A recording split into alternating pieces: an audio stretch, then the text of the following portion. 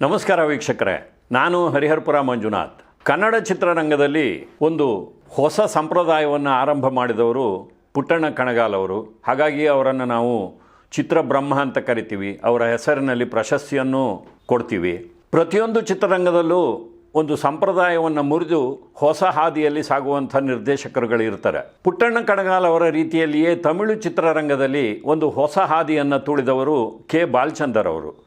ಅವರ ನಂತರದ ದಿನಗಳಲ್ಲಿ ಆ ಒಂದು ಸಂಪ್ರದಾಯವನ್ನು ಮುಂದುವರಿಸ್ಕೊಂಡು ಹೋದವರು ಭಾರತಿ ರಾಜ, ಭಾಗ್ಯರಾಜ್, ಬಾಲು ಮಹೇಂದ್ರ, ಹೀಗೆ ಇನ್ನೂ ಅನೇಕ ನಿರ್ದೇಶಕರುಗಳು.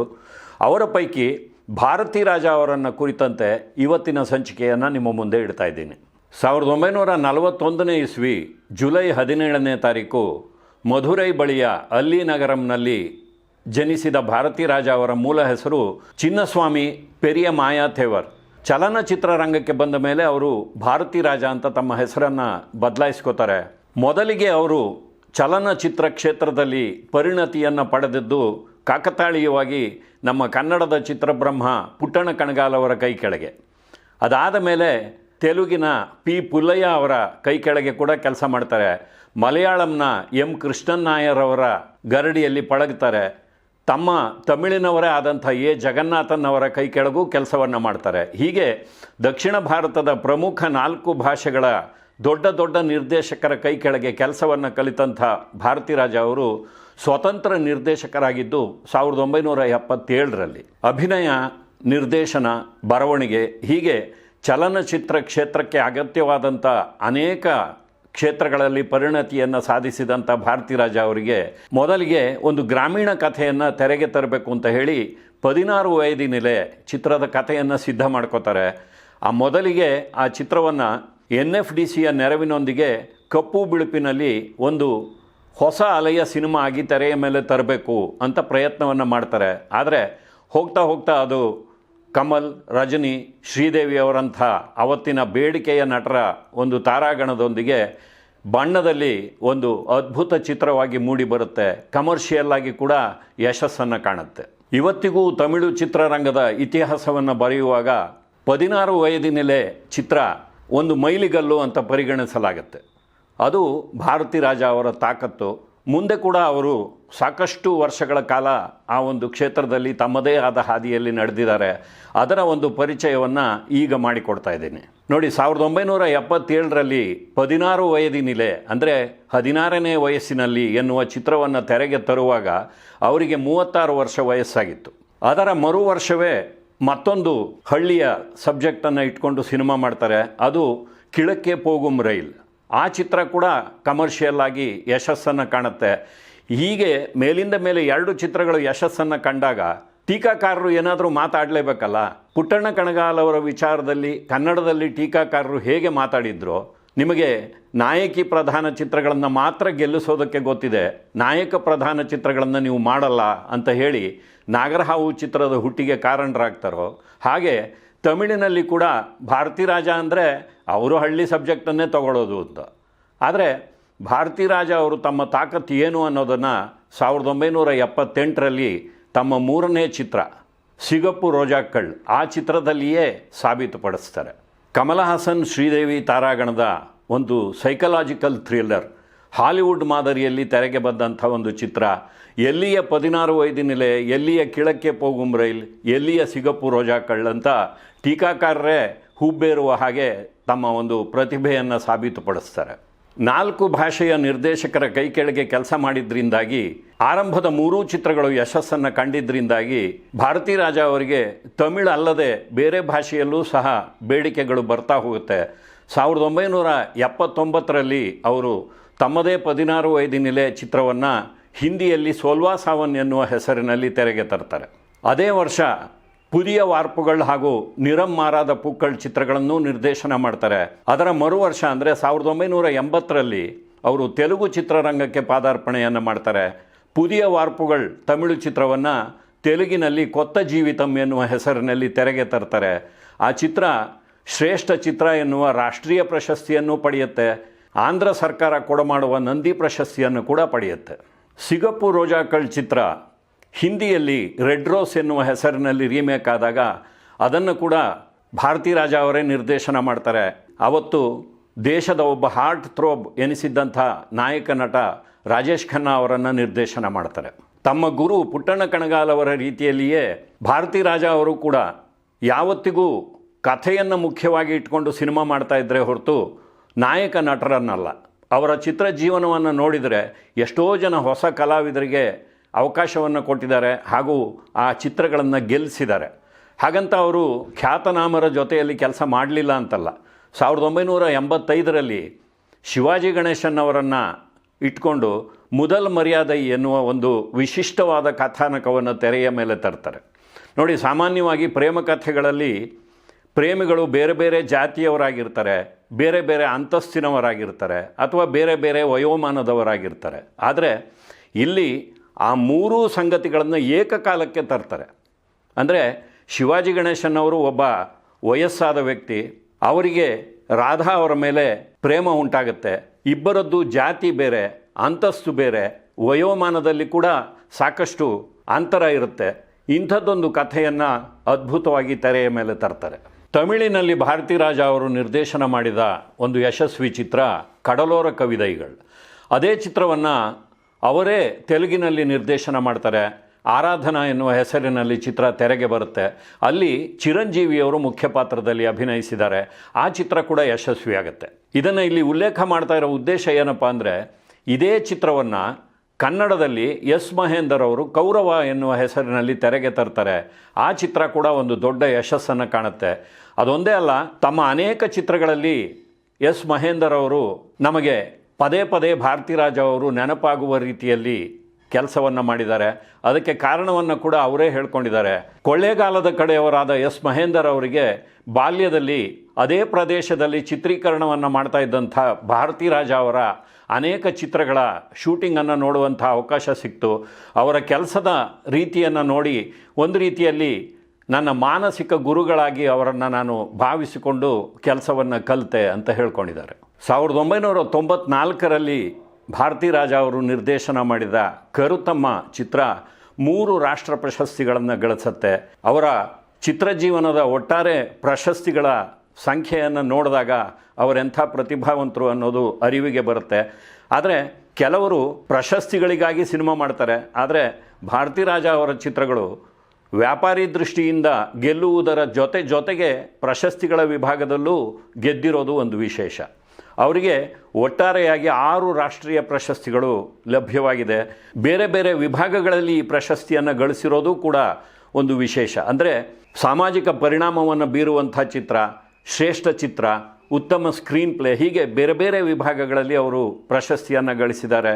ತಮ್ಮ ತಾಯ್ನಾಡಾದ ತಮಿಳುನಾಡಿನಲ್ಲಿ ಕೊಡಮಾಡುವಂಥ ರಾಜ್ಯ ಪ್ರಶಸ್ತಿಗಳ ವಿಚಾರಕ್ಕೆ ಬಂದರೆ ಅಲ್ಲಿ ಕೂಡ 6 ಪ್ರಶಸ್ತಿಗಳನ್ನು ಮುಡಿಗೇರಿಸಿಕೊಂಡಿದ್ದಾರೆ.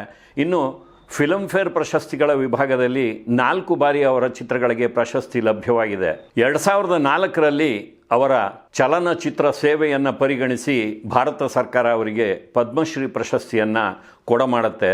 ಅದೇ ಸಂದರ್ಭದಲ್ಲಿ ಸತ್ಯಭಾಮ ಯೂನಿವರ್ಸಿಟಿಯಿಂದ ಅವರಿಗೆ ಡಾಕ್ಟರೇಟ್ ಕೂಡ ಲಭ್ಯವಾಗುತ್ತೆ. ಭಾರತಿ ರಾಜ ಅವರ ಚಿತ್ರಜೀವನವನ್ನು ಅವಲೋಕನ ಮಾಡಿದಾಗ ಒಂದು ವಿಚಾರ ಸ್ಪಷ್ಟವಾಗಿ ಅರಿವಿಗೆ ಬರುತ್ತೆ. ಅವರು ಯಾವುದೇ ಒಂದು ಜಾನರ್ನ ಸಿನಿಮಾಗಳಿಗೆ ಕಟ್ಟು ಬೀಳಲಿಲ್ಲ. ಅಂದರೆ ಗ್ರಾಮೀಣ ಸೊಗಡಿನ ಕಥೆಗಳನ್ನೇ ಆರಿಸ್ಕೊಳ್ಳಬೇಕು, ಅಥವಾ ಎಮೋಷನ್ಸ್ ಇರುವಂಥ ಕಥೆಯನ್ನೇ ತೆರೆಗೆ ತರಬೇಕು, ಅಥವಾ ವಿವಾದಾತ್ಮಕವಾದ ಸಬ್ಜೆಕ್ಟನ್ನೇ ತಗೋಬೇಕು, ಈ ರೀತಿಯಾಗಿ ಯಾವುದೇ ಒಂದು ಕಟ್ಟುಪಾಡನ್ನು ಹಾಕಿಕೊಂಡವರಲ್ಲ. ಅವರ ವೇದಂ ಪುದಿದು ಚಿತ್ರ ಜಾತಿ ಪದ್ಧತಿಯ ಮೇಲೆ ಬೆಳಕನ್ನು ಬೀರಿದರೆ, ಕರುತಮ್ಮ ಚಿತ್ರದಲ್ಲಿ ಹೆಣ್ಣು ಭ್ರೂಣ ಹತ್ಯೆಯ ಮೇಲೆ ಒಂದು ಬೆಳಕು ಚೆಲ್ಲುವಂಥ ಕೆಲಸವನ್ನು ಮಾಡಿದ್ದಾರೆ. ಅದಾದ ನಂತರ ಸರ್ಕಾರಗಳು ಕೂಡ ಆ ಕುರಿತಂತೆ ಕಾನೂನನ್ನು ರೂಪಿಸಬೇಕಾದಂಥ ಒಂದು ಒತ್ತಡವನ್ನು ತಮ್ಮ ಚಿತ್ರದ ಮೂಲಕ ತರ್ತಾರೆ. ಈ ಮಧ್ಯದಲ್ಲಿ ಕಮಲಾ ಹಾಸನ್ ಅವರ ನಾಯಕತ್ವದಲ್ಲಿ ಟಿಕ್ ಟಿಕ್ ಟಿಕ್ ಎನ್ನುವ ಒಂದು ಸಸ್ಪೆನ್ಸ್ ಥ್ರಿಲ್ಲರ್ ಚಿತ್ರವನ್ನು ಕೂಡ ತೆರೆಗೆ ತರ್ತಾರೆ. ತಾವು ಸ್ವತಂತ್ರ ನಿರ್ದೇಶಕರಾಗೋದಕ್ಕೆ 3 ವರ್ಷ ಮೊದಲೇ, ಅಂದರೆ 1974ರಲ್ಲೇ ಅವರು ಚಂದ್ರಲೀಲಾ ಅವರನ್ನು ಮದುವೆ ಆಗ್ತಾರೆ. 1976ನೇ ಇಸ್ವಿ ಸೆಪ್ಟೆಂಬರ್ ತಿಂಗಳ 11ನೇ ತಾರೀಕು ಅವರಿಗೆ ಒಬ್ಬ ಮಗ ಹುಟ್ಟುತ್ತಾನೆ. ಆತನ ಹೆಸರು ಮನೋಜ್ ಭಾರತಿ ರಾಜ. 1999ರಲ್ಲಿ ತಮ್ಮ ಮಗನನ್ನೇ ನಾಯಕನನ್ನಾಗಿಸಿಕೊಂಡು ತಾಜ್ಮಹಲ್ ಎನ್ನುವ ಒಂದು ಚಿತ್ರವನ್ನು ಅವರು ತೆರೆಗೆ ತರ್ತಾರೆ. ಮನೋಜ್ ಭಾರತಿ ರಾಜ ಅವರು ನಟಿ ನಂದನಾ ಅವರನ್ನು ವಿವಾಹವಾಗಿರ್ತಾರೆ. ಕಳೆದ ವರ್ಷ ಅಂದರೆ 2025ನೇ ಇಸ್ವಿ ಮಾರ್ಚ್ ತಿಂಗಳ 25ನೇ ತಾರೀಕು ತಮ್ಮ 48ನೇ ವಯಸ್ಸಿನಲ್ಲಿ ಹೃದಯಾಘಾತಕ್ಕೀಡಾಗ್ತಾರೆ. 1979ರಲ್ಲಿ ಅವರಿಗೆ 2ನೇ ಬಾರಿ ಸಂತಾನ ಭಾಗ್ಯ ಒದಗಿ ಬರುತ್ತೆ. ಜನನಿ ಎನ್ನುವ ಮಗಳು ಜನಿಸ್ತಾಳೆ.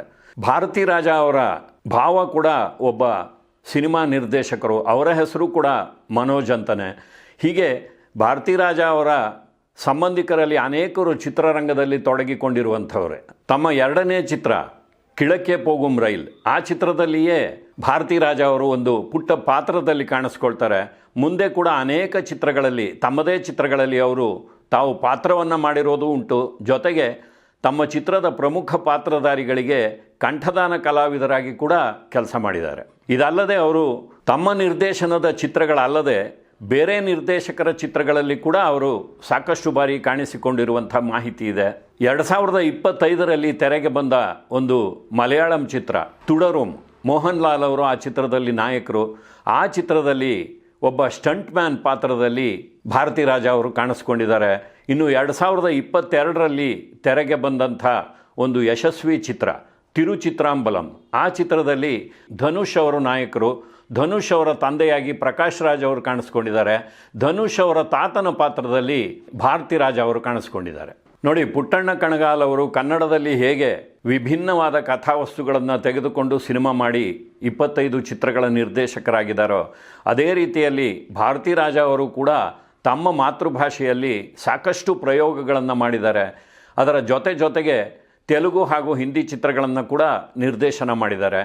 ಆದರೆ ಅವರು ಮೊದಲಿಗೆ ಕೆಲಸ ಕಲಿತ ಪುಟ್ಟಣ್ಣ ಕಣಗಾಲ್ ಅವರ ಮಾತೃಭಾಷೆ ಕನ್ನಡದಲ್ಲಿ ಅವರು ಯಾವುದೇ ಒಂದು ಚಿತ್ರವನ್ನು ನಿರ್ದೇಶನ ಮಾಡಲಿಲ್ಲ.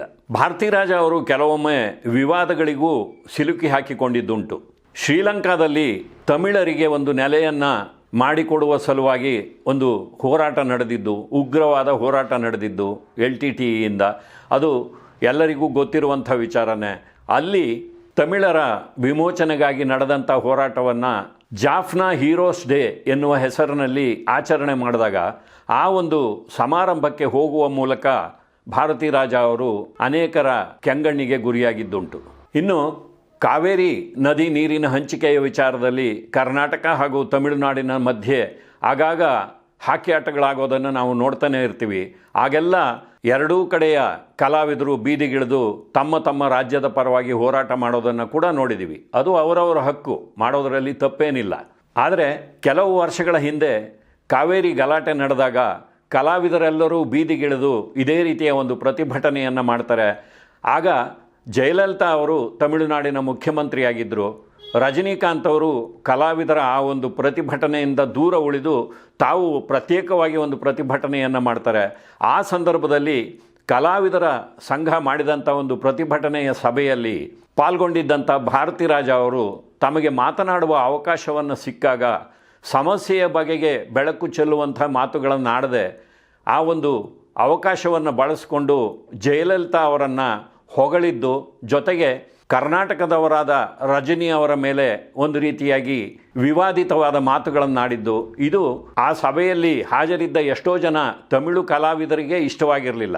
ಅದನ್ನು ಒಂದು ಸಂದರ್ಶನದಲ್ಲಿ ರಾಧಿಕಾ ಹಾಗೂ ಶರತ್ ಕುಮಾರ್ ಅವರು ಹೇಳ್ಕೊಂಡಿದ್ದಾರೆ. ನೋಡಿ, ಸರಿಸುಮಾರಾಗಿ 50 ವರ್ಷಗಳ ಚಿತ್ರಜೀವನ ಭಾರತಿ ರಾಜ ಅವರದ್ದು. ಅಂಥ ಒಬ್ಬ ಯಶಸ್ವಿ ನಿರ್ದೇಶಕನಿಗೆ, ಅಂದರೆ ವ್ಯಾಪಾರಿ ದೃಷ್ಟಿಯಿಂದ, ನಿರೂಪಣೆಯ ದೃಷ್ಟಿಯಿಂದ, ಪ್ರಶಸ್ತಿಗಳನ್ನು ಹೆಗಲಿಗೇರಿಸಿಕೊಳ್ಳುವ ದೃಷ್ಟಿಯಿಂದ ಯಶಸ್ವಿ ವ್ಯಕ್ತಿ ಅನಿಸಿಕೊಂಡಿದ್ದಂಥ ಭಾರತಿ ರಾಜ ಅವರಿಗೇ ಮುಂದೆ ಕಾಲಾಂತರದಲ್ಲಿ ಸಿನಿಮಾ ಮಾಡುವಾಗ ಸಾಕಷ್ಟು ಅಡಚಣೆಗಳಾಗಿದ್ದುಂಟು. ಅವರ ಎಷ್ಟೋ ಚಿತ್ರಗಳು ಅರ್ಧಕ್ಕೆ ನಿಂತು ಹೋಗಿದೆ. ಪುಟ್ಟಣ್ಣ ಕಣಗಾಲ್ ಅವರ ಚಿತ್ರಗಳು ನಿಂತು ಹೋಗಿರುವಂಥ ಉದಾಹರಣೆಗಳಿದೆ. ಮುಂದೆ ಅರ್ಧಕ್ಕೆ ನಿಂತಹ ಸಿನಿಮಾಗಳನ್ನು ಬೇರೆ ನಿರ್ದೇಶಕರು ಪೂರ್ಣಗೊಳಿಸಿದ್ದೂ ಇದೆ. 2014ರಲ್ಲಿ ಭಾರತಿ ರಾಜ ಅವರು ಮೀಂಡು ಮೂವರು ಮರ್ಯಾದೆ ಎನ್ನುವ ಒಂದು ಚಿತ್ರವನ್ನು ನಿರ್ದೇಶನ ಮಾಡೋದಕ್ಕೆ ಹೊರಡ್ತಾರೆ. ಆದರೆ ಹಲವಾರು ಅಡಚಣೆಗಳಿಂದಾಗಿ 6 ವರ್ಷಗಳ ಕಾಲ ಆ ಚಿತ್ರ ಸ್ಥಗಿತವಾಗಿ ಕೊನೆಗೆ 2020ರಲ್ಲಿ ತೆರೆಗೆ ಬರುತ್ತೆ. ಹೇಗೆ ತಮ್ಮ ಗುರುಗಳ ಪರಂಪರೆಯನ್ನು ಭಾರತಿ ರಾಜ ಅವರು ಮುಂದುವರಿಸ್ಕೊಂಡು ಬಂದರೋ ಅದೇ ರೀತಿಯಲ್ಲಿ ಭಾರತಿ ರಾಜ ಅವರ ಕೈ ಕೆಳಗೆ ಕೆಲಸವನ್ನು ಕಲಿತಂಥ ಅನೇಕ ನಿರ್ದೇಶಕರು ಇದ್ದಾರೆ. ಅವರಲ್ಲಿ ಮುಖ್ಯವಾದವರು ಭಾಗ್ಯರಾಜ್ ಅವರು ಕೂಡ ಆ ಒಂದು ಪರಂಪರೆಯನ್ನು ಮುಂದುವರಿಸ್ಕೊಂಡು ಬಂದಿದ್ದಾರೆ. ಹೀಗೆ ಭಾರತಿ ರಾಜ ಅವರು ಚಿತ್ರರಂಗಕ್ಕೆ ಸಲ್ಲಿಸಿರುವಂಥ ಅಮೂಲ್ಯವಾದ ಸೇವೆಯನ್ನು ಅವರ ಚಿತ್ರ ಜೀವನವನ್ನು ನೆನೆಸಿಕೊಳ್ಳುವ ಮೂಲಕ ನಿಮ್ಮ ಮುಂದೆ ಇಟ್ಟಿದ್ದೀನಿ. ಮತ್ತೆ ಮುಂದಿನ ಸಂಚಿಕೆಯಲ್ಲಿ ಭೇಟಿ ಮಾಡ್ತೀನಿ. ನಮಸ್ಕಾರ.